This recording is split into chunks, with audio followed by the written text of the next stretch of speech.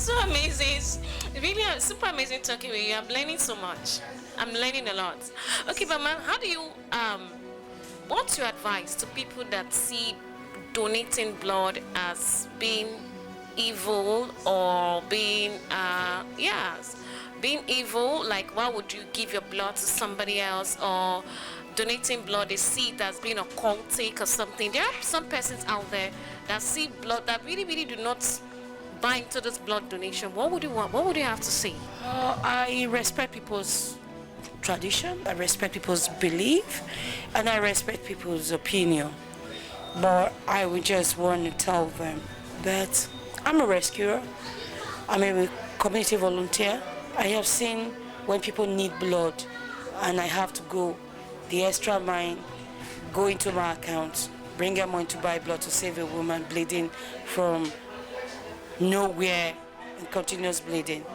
So for that person, when you have a situation like that, what do? You need a blood to save that woman. You need a blood. I have sickle cell, people living with sickle cell who need blood every now and then to replenish and to stay alive. If you have a child, or you have a relation or a friend that needs blood, what would that person do? Whose blood is he going to give? So if it's your religion, you say you shouldn't. It's not occultic anyway. So maybe it's his belief or his lack of understanding. That's why we are educating. That's why advocacy or creating awareness is important. So he does his information. Knowledge is power. He or she doesn't have knowledge. So that's why we are creating the awareness, and that's why people like me stand out there with my chest standing tall and say, I'm donating at 50, at 55, I'm donating blood, come and donate. And people are here. They are first time are here. There are people I met yesterday who have lived 50 years of their life. They never knew they could donate. They didn't see it. When I finished talking to them yesterday, they are coming. They said, wow, really? I said, yes. You're saving 3 babies' lives. You're saving a pregnant. You can't even be the person you're saving. You may be saving yourself. So we never can tell when world will need. So I tell those people, I respect you if your tradition, if it's your religion, I respect it. But think of it. I have heard a lady whose religion says don't take blood, though we lost her. We lost her. So there are people like that who rather die than to take on blood. Yes, this their tradition, is their religion. So I just pray that they keep discovering supplementary blood we can give to such people so that we can accommodate them in our world. We have different kinds of human. We can't do away with them. We have to coexist with them. So my advice is just rethink. If you can do something about it, do something. If you cannot, day your day, I day my day. Okay, before we get to the traffic story, there's a woman out there watching, listening to us, that wants to be like you. Yes, she wants to be like you, yeah. So what would you tell her? I would tell you to find out who you are. Who are you? You need to know who you are. I knew who I was from when I was a young girl. I was like, I started doing this weird. People called me weird then. How I just take care of they call them mad people. I see them as friends. I can share my food with them. I can give them, yes, they come to my house. I tell them my name. I give them water to drink. The person passes on about 16, 17, 14, 16. Just between that young age, I could do those things. My neighbors passed on. I go straighten them, tie them, close their eyes so that they don't stiffen up. I just knew that they say, I told you I love mercy. I wanted to be a doctor. So I will help to straighten my relations. And they say, what a man is doing, you are doing it. So it's not big that I'm not afraid of the dead. So he's still a human being, just that the soul has gone to be with the Creator. So let's preserve that body. So I just drew those things as young as I was there. And then there was one unique thing that changed my life, that I knew really that I was called. And then it changed something in me. Furthermore, every day it keeps coming to my head. There was an accident that happened in my neighborhood. And early morning, I grew up in Benin, and Sakuba Road precisely, and there was an accident that happened. Early morning, it was an express road. So this old woman was coming to see a relation. She was crossing the road, the car knocked her down. And then in front of her family house where she was coming, they didn't know she was the one. They left her there. Another car was coming, knocked her further. Oh, So I heard and I ran. My house is not far. I heard that there has been an accident. I ran home. The only wrapper I had, I picked it up. Something in me said, pick that wrapper, go cover her. That's somebody's mother, sister, child. So I didn't even know whether it was a woman. I just covered her with my only wrapper that my mom gave me. And then I went home. Do you know what? They were crying. There was, people surround, early morning. She wanted to do that before she would go to church. So her son was a pianist. I mean, a member of, I think, a chorister. And the man was passing, and he saw the edge of the wrapper of the person. Because his mom has gone to see his cousin, and in front of his cousin's house, he where this thing happened.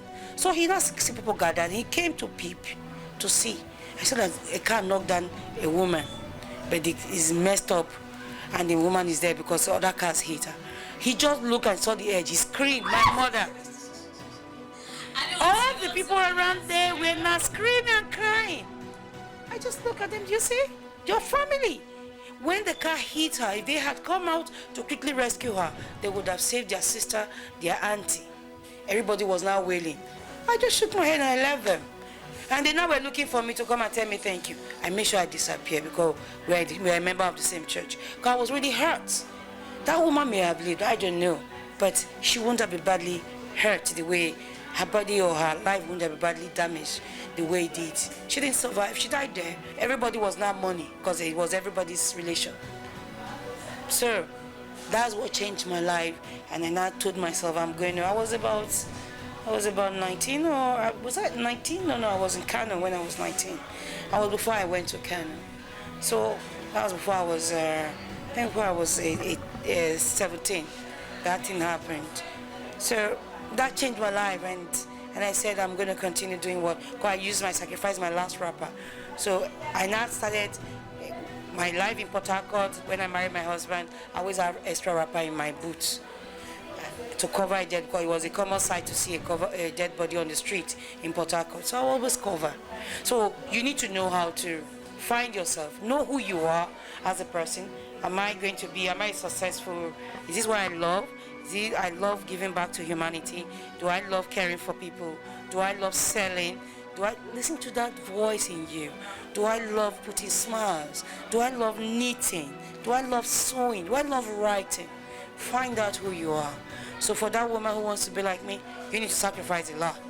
You need to take in pain. You need to learn how to trust God. You need to learn how to have faith. You need to learn how to be bold. I'm bold. And I'm beautiful. And you need to love yourself. I love myself. I love myself before others. So I love myself first. Because if you don't love yourself, you're going to be depressed. Because this journey of serving humanity can be very challenging. Because you're spending your money, you're spending your time, you're spending your expertise, you're spending everything you have. And you're not expecting to give back. The only reward you get is a smile on people's faces, the gratitude of people. Which may never come sometime. No, yeah, it may not come, but you see, you're doing it for humanity. So I'm not waiting for you to tell me that. But mine is I have done that. Like those dead bodies, I searched through dead bodies, to identify them. And then so that we can, like in the Sosoliso crash, the Dana crash, and so many others, you just search through. I tell myself before I go, so if you don't tell yourself, there's that spirit that comes over you when you are face to face with a dead body. There's a spirit that wants to put fear in you. Fear is not of God. Fear is of the devil. So I tell myself that. So you need to know yourself, know who you are, and then you can be bold. Don't let a man tell you that you're under me, blah, blah, blah, blah, blah. No, you are a human being. You're not just under him. You are a human being. He should see you as that. You're not a commodity. You're a woman, like he is a man. So people need to understand that. Don't fight it. Just let him understand. So if you have a partner, let him believe in your sharing your passion. You also share in his passion. So when you rub yourself, you won't be cutting into each other. That's how I see life. It can be tough sometimes. It's not all roses, darling. There are thorns. Okay, ma'am. Has there been moments where you had to make some dead sacrifices? Dead what? Dead sacrifices. Like this is like maybe precious gifts that were given to you or for your kids, but you needed to use these things to help a total stranger that will never say thank you? No, we don't. I don't think that way. I would say never say thank you. Because you're not supposed to say thank you. Anyway, I do it and I disappear. I don't wait for you. I don't want you to say thank you because I'm serving. Yes, I'm serving God. So when I have done that severally, and my husband will tell you, you are not Mother Teresa. Dangote can do this, not you. You're robbing Peter to pay Paul. I said, no, honey, you're laughing. That's what he said. I have done that severally. But you see, I have a wonderful husband. He has accommodated me. I have children who have sacrificed their feeding money to help, to support people. I have sacrificed a lot. I do it every day. It's my life, my time. I have tried to apply for a job, and the man told me, I can't give you this position because you won't stay. You will be rescuing somebody when you're supposed to be doing my work. Is that not unfair? What's wrong? That's being real. What's wrong? It happens. But that's not being real. You should understand that he is having me as a friend because I was kind to him. So I need a job now because I need to put food on my table. And you're telling me if you give me a job, I'm not dumb. I should know when to draw the line. You must learn to draw the line. Okay, I draw the line. Though sometimes I can, when that spirit comes of rescue, I can tell you, I say, you're alive, you're okay. But this person needs help. This pregnant woman needs help. This guy needs help. I go, let's save this life. Let's live this life first. Then yours, I will take care of it later. I have done that severally, darling. Okay, ma'am, let's talk about the traffic scenarios in Lagos, busy Lagos State, and having a mother stand in the middle of the road, say, left, you stop, come, go, stop, come. That is, I always get these, people get surprised, and I love doing it because I hate to be out of traffic. I see people doing the wrong thing. It's just you using your mind to do the right thing. And I see everybody wanting to move at the same time. They all got clock. And you need somebody to just tell them, you wait, let him go. It's not going to take anything out of me. That's how I started it. I said in my community here in Bagada, I can't stand it. Everybody just cramp. I said, just hold on. What does it take? It's for somebody to come out. So I just come out. And I just go control the traffic and everybody will be, because they are surprised, number one, to see a woman. Some of them just say, oh, she's a soldier, that's why she's good. They always say that. And I love doing it. Bringing sanity to the environment is my joy. So we all can be happy, we all can move. And just, it takes somebody to do the right thing. It takes somebody to lead, it takes somebody to do the right thing. Don't wait for the next person. You be the one to make that change. You be the one to do the positive thing. I like to be that person. So that's what I love doing. Okay, ma'am, so what would be your legacy? Like, if there's one thing you want people to remember you for, what's that thing? That I changed the life of people living with diabetes in Africa, and I changed the life of people living with sickle cell. I want to be part of that change. Like I have changed that in Nigeria already, in Africa, because my volunteering with WHO, I've been able to bring eye on Africa, eye on Nigeria. Our activities here, more activities we had. I was a spokesperson for IDF. First, I was privileged to be the first person that ever that would be a spokesperson for IDF for World Diabetes Day. So those are eyes on Nigeria now. WHO, where they've launched Global Diabetes Compact. I was the first person Nigerian to be in that launch, and it was amazing. I was a keynote listener. So I fought for West Africa, and I spoke on our behalf, and I spoke on Nigeria's behalf. So I would like to leave that kind of legacy, that I changed that, and people children who are coming up will not be living with diabetes. They know how to prevent. Like I'm already done doing the school project now where we are preaching prevention, taking diabetes to schools. So I would like to change that. I would like to change that children no longer come down with diabetes. People who are people of Nigeria no longer coming down with type 2. We are driving down the figure. I would like to be part of that. I want to be known as person that contributed to that. Well, so ma'am, this is Signatures with Bella Gold. What will be your signature color? What's that one color you want to sign with and why? Blue, diabetes color. Or purple, which is royalty. I am royalty. Oh. Thank you, ma'am. Sorry I kept you here, kept it this long. No problem, I love it. It's been amazing. It's been an amazing time. So much I learned. Thank you. So much. You actually impacted me today. Thank you. My And pleasure. I'm blessed. I was blessed. I'm blessed.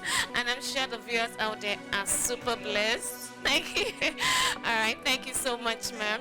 So how do we contact you? How do we reach out to you? Want to reach out to you? Oh, you can call me on, you can check my social media handles.